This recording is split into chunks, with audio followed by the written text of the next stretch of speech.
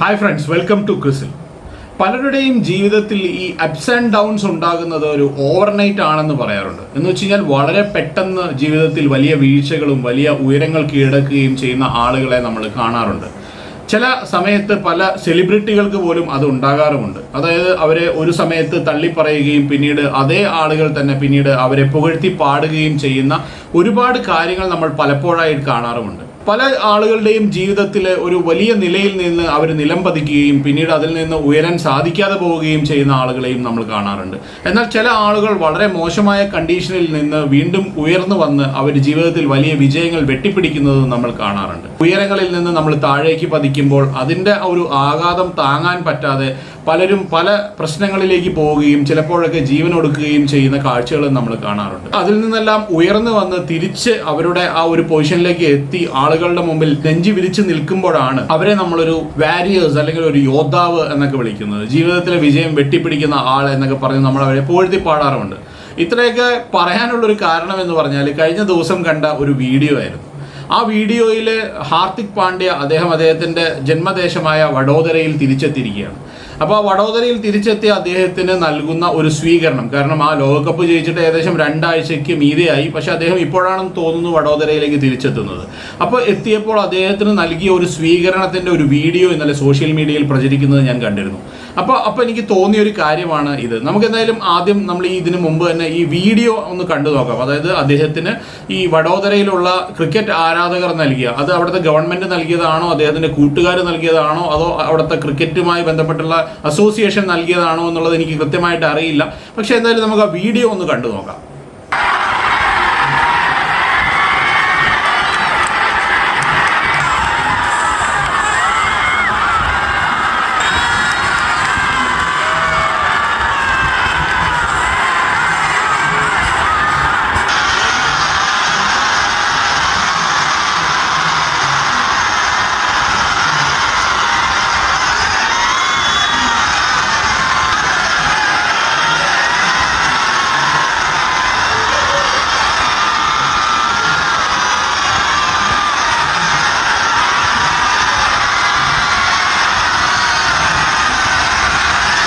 Okay, yes.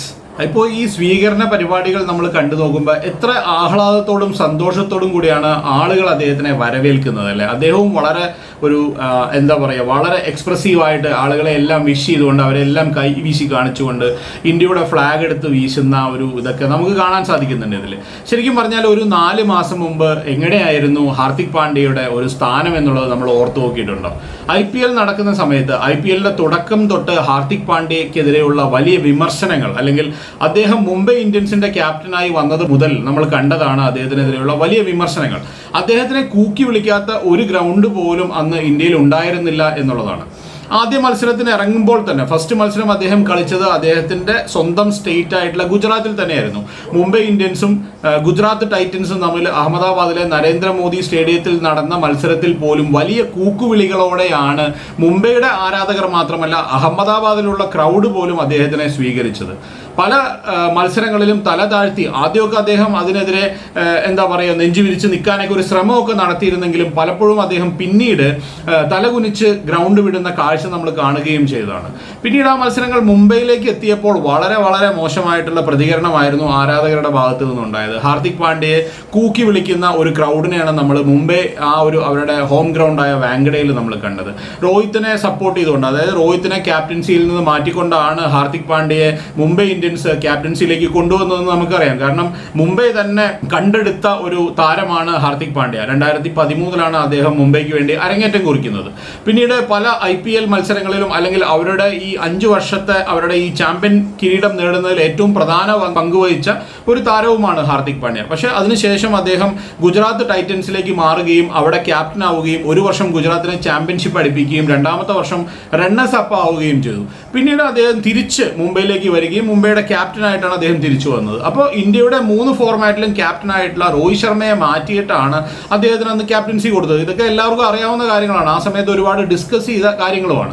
അതിനെതിരെ മുംബൈ ആരാധകർക്കിടയിൽ തന്നെ വലിയ വിമർശനങ്ങൾ, അതായത് രോഹിത് ശർമ്മയുടെ ആരാധകർ ഇതിനെ ആക്സെപ്റ്റ് ചെയ്യാതിരിക്കുകയും മുംബൈ ഇന്ത്യൻസിനെതിരെ ഗ്രൗണ്ടിനകത്ത് മുംബൈയുടെ മത്സരങ്ങൾക്കിടയിൽ ഹാർദിക് പാണ്ഡ്യ എപ്പോൾ ഗ്രൗണ്ടിൽ വരുമ്പോഴും അദ്ദേഹത്തിനെ കൂക്കി വിളിക്കുകയും ചെയ്യുന്ന കാഴ്ച നമ്മൾ കണ്ടതാണ്.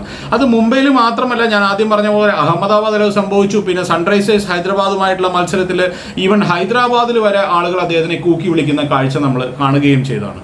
രാജസ്ഥാൻ റോയൽസുമായിട്ടുള്ള മത്സരത്തിനിടയിൽ കമന്റേറ്റർ ആയിരുന്ന സഞ്ജയ് മഞ്ജരേക്കർക്ക് ബിഹേവ് എന്ന് പറഞ്ഞുകൊണ്ട്, നന്നായി പെരുമാറൂ എന്ന് പറഞ്ഞുകൊണ്ട് കാണികളെ താക്കീത് ചെയ്യേണ്ട ഒരു അവസ്ഥ വരെ ഉണ്ടായി. അപ്പോൾ ഇങ്ങനെ ഉള്ള ഒരു സമയത്ത് നിന്ന് ഹാർദിക് പാണ്ഡ്യ ഒരു വെറുക്കപ്പെട്ടവൻ എന്നുള്ള രീതിയിലാണ് അന്ന് ജനങ്ങൾ മുഴുവൻ അദ്ദേഹത്തിന്, അല്ലെങ്കിൽ ആരാധകർ മുഴുവൻ അദ്ദേഹത്തിന് വിധി എഴുതിയത്. ഒരു സ്റ്റേഡിയം മുഴുവൻ അദ്ദേഹത്തിനെ കൂക്കി വിളിക്കുന്ന, അല്ലെങ്കിൽ ഹാർദിക് പാണ്ഡ്യ എന്ന് പറയുന്ന ഒരു പേര് ഉച്ചരിക്കുമ്പോൾ പോലും അദ്ദേഹത്തിനെ കൂക്കി വിളിക്കുന്ന ഒരു ലെവലിലേക്ക് മാറിയിരിക്കുന്നു. IPL കഴിഞ്ഞതോടുകൂടി മുംബൈ ഇന്ത്യൻസ് 10ാം സ്ഥാനത്തേക്ക് കൂപ്പുകുത്തുകയും അദ്ദേഹത്തിനെ ക്യാപ്റ്റനായിട്ട് കൊണ്ടുവന്നത് കൊണ്ടാണ് ഇത്രയും വലിയൊരു പരാജയം ഉണ്ടായതെന്ന് പറഞ്ഞ് ആരാധകർ മുഴുവൻ അദ്ദേഹത്തിനെ കൂക്കി വിളിക്കുകയും അദ്ദേഹം നിലം പരിശാവുകയും ചെയ്യുന്ന കാഴ്ച നമ്മൾ കണ്ടു. എന്നാൽ ഈ ലോകകപ്പ് കഴിഞ്ഞപ്പോഴോ, ഈ T20 ലോകകപ്പ് കഴിഞ്ഞപ്പോൾ എവിടെയാണ് ഇന്ന് ഹാർദിക് പാണ്ഡ്യയുടെ സ്ഥാനം? ആ ഹാർദിക് പാണ്ഡ്യ ഇന്ന് ലോകത്തിന്റെ നെറുകയിലാണ്.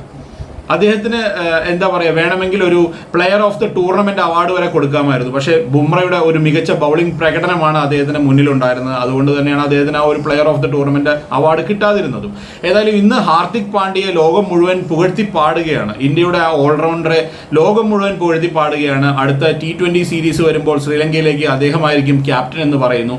അദ്ദേഹം ഏകദിനത്തിൽ നിന്ന് പിന്മാറുകയാണ്, പേഴ്സണൽ റീസൺസ് കാരണം കളിക്കുന്നില്ല എന്ന് അദ്ദേഹം പറയുന്നത് ഇപ്പോൾ ഒരു ചാനലിൽ കണ്ടിരുന്നു. അത് എന്താണെന്ന് കൃത്യമായി അറിയില്ല. ഏതായാലും ഈ സീരീസ് വരുമ്പോൾ അദ്ദേഹം ഏകദിനത്തിൽ കളിക്കുമോ എന്നുള്ള സംശയമാണ്. പക്ഷേ 2020 ഇന്ത്യയുടെ ക്യാപ്റ്റൻ ആവാനുള്ള സാധ്യത കൂടുതലാണ്. അദ്ദേഹം കളിക്കുന്നുണ്ടെന്ന് തന്നെയാണ് പറയുന്നത്.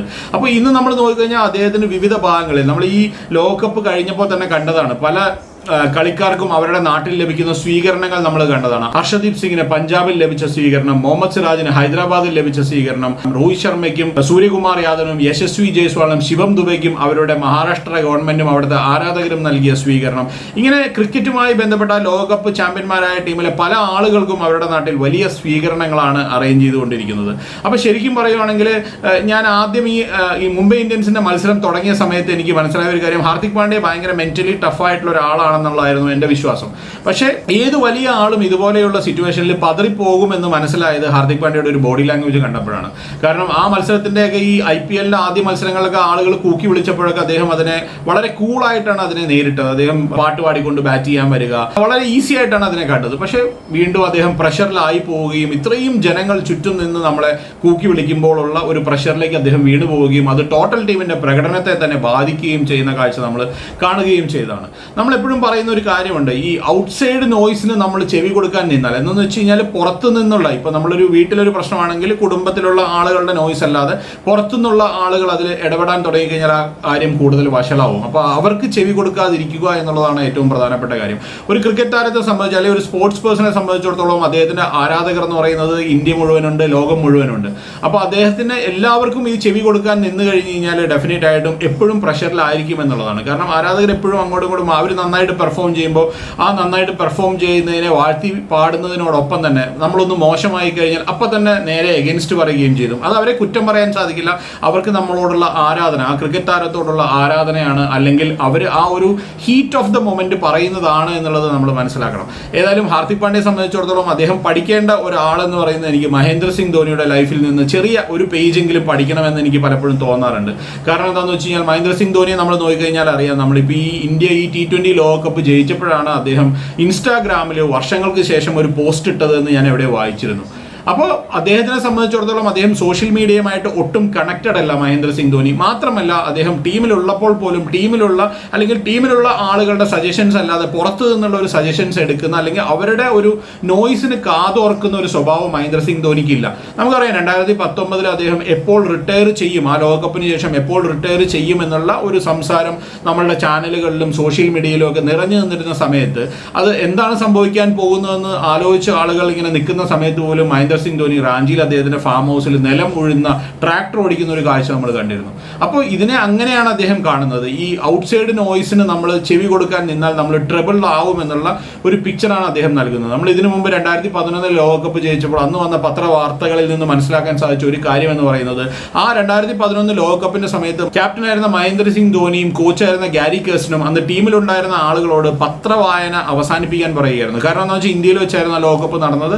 അപ്പോൾ പത്രത്തിൽ വരുന്ന ന്യൂസുകൾ പോസിറ്റീവ് ആണെങ്കിലും നെഗറ്റീവ് ആണെങ്കിലും അത് വായിക്കാതിരിക്കുക, നമ്മൾ ഈ ഔട്ട്സൈഡിൽ നിന്നുള്ള ആ വാർത്തകൾക്ക് ചെവി കൊടുക്കാതിരിക്കുക, നമ്മൾ നമ്മുടെ പ്രോസസ്സിൽ കോൺസെൻട്രേറ്റ് ചെയ്യുക. പ്രോസസ്സ് നമ്മുടെ പ്രാക്ടീസ്, മാച്ചുകൾ, ഇതിൽ മാത്രം ഫോക്കസ് ചെയ്യുക എന്നുള്ളതായിരുന്നു അദ്ദേഹം അന്ന് പറഞ്ഞുകൊണ്ടിരുന്നത്. അപ്പോൾ ഏതായാലും ഈ വളരെ സന്തോഷം തോന്നുന്ന ഒരു സമയത്തിലൂടെയാണ് കടന്നു പോകുന്നത്. കാരണം ഒരാൾ വീണുപോയി എന്നുള്ളതിൽ നിന്ന് അദ്ദേഹം അവിടെ നിന്ന് വളരെ പെട്ടെന്ന് തന്നെ 4 മാസത്തിന്റെ ഗ്യാപ്പിൽ അദ്ദേഹം അവിടെ നിന്ന് ഉയർത്തെഴുന്നേൽക്കുന്നു. ഏറ്റവും മോശമായ ഒരു കണ്ടീഷനിലൂടെ അദ്ദേഹം കടന്നു പോയിരിക്കുകയാണ് 4 മാസം മുമ്പ്. അതിനുശേഷം ഇപ്പം നമ്മൾ നോക്കിക്കഴിഞ്ഞാൽ അദ്ദേഹം ലോകത്തിന്റെ നെറുകയിലാണ്. ഇന്ന് ഏറ്റവും കൂടുതൽ ആരാധകർ ആർത്ത് വിളിക്കുന്നത് ജസ്പ്രീത് ബുംറയ്ക്കും രോഹിത് ശർമ്മയ്ക്കും ഹാർദിക് പാണ്ഡ്യയ്ക്കും വേണ്ടിയാണെന്ന് നമുക്ക് മനസ്സിലാക്കാൻ സാധിക്കും. ഈ കഴിഞ്ഞ ദിവസത്തെ ആ സ്വീകരണം കണ്ടപ്പോൾ എനിക്ക് തോന്നിയതും അത് തന്നെയാണ്.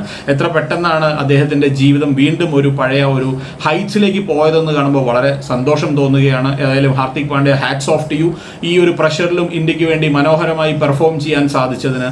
ഏതായാലും ഇത് കണ്ടിന്യൂ ചെയ്യാൻ അദ്ദേഹത്തിന് സാധിക്കട്ടെ. കാരണം അദ്ദേഹം വരുംകാല ഇന്ത്യയുടെ ക്യാപ്റ്റൻ ആണ് എന്നുള്ള കാര്യത്തിൽ സംശയമില്ല. T20 ഇന്ത്യയെ ലീഡ് ചെയ്യാൻ പോകുന്നത് ഇനി അങ്ങോട്ട് ഹാർദിക് പാണ്ഡ്യ ആയിരിക്കുമെന്നാണ് പറയപ്പെടുന്നത്. മാത്രമല്ല അദ്ദേഹം ഒരു ഫാസ്റ്റ് ബൗളിംഗ് ഓൾറൗണ്ടറാണ്. അതുകൊണ്ട് തന്നെ അങ്ങനെയുള്ള ഒരാളുടെ സ്ഥാനം ഇന്ത്യക്ക് ഏറ്റവും അനിവാര്യമാണ് താനും. അതുകൊണ്ട് തന്നെ ഹാർദിക് പാണ്ഡ്യ ഇങ്ങനെ തന്നെ മുന്നോട്ട് പോകട്ടെ, ഒരുപാട് വിജയങ്ങൾ അദ്ദേഹത്തിന് നേടിയെടുക്കാൻ സാധിക്കട്ടെ എന്ന് ആശംസിച്ചുകൊണ്ട് നിർത്തുന്നു. മറ്റൊരു വീഡിയോയുമായിട്ട് നമുക്ക് വീണ്ടും കാണാം. ബൈ.